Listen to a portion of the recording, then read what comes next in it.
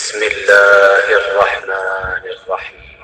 ایک مرتبہ امام علی علیہ السلام کی خدمت میں ایک شخص آیا اور کہنے لگا، یا علی، وہ کون سی چیز ہے جو انسان خدا سے اپنے لیے مانگے؟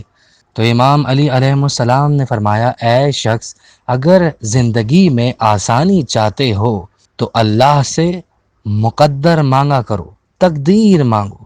تو وہ حیرت سے کہنے لگا، یا علی، کیا میں مقدر مانگوں؟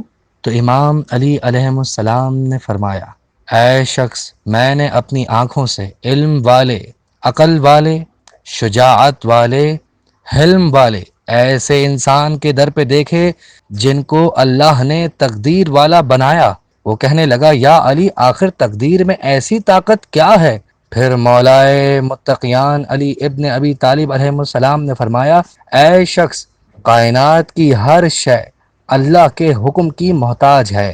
یاد رکھنا، اللہ کسی انسان کی تقدیر کو اگر سنوار دے تو کائنات کی ہر خلقت اس جستجو میں لگ جاتی ہے کہ اس انسان کو وہ مقام دیا جائے جو اللہ نے اس کے لیے منتخب کیا ہے، اور اسی سفر کو انسان کی تقدیر کہتے ہیں۔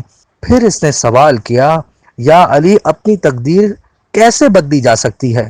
تو امام علی علیہ السلام نے فرمایا، اے شخص، میں نے رسول خدا صلی اللہ علیہ وآلہ وسلم سے سنا، جو انسان آدھی آدھی رات کو اٹھ کر اپنے رب سے ہاتھوں کو اٹھا کر اپنی تقدیر کے لیے دعا کرتا ہے تو اللہ اس کا مقدر سنوار دیتا ہے۔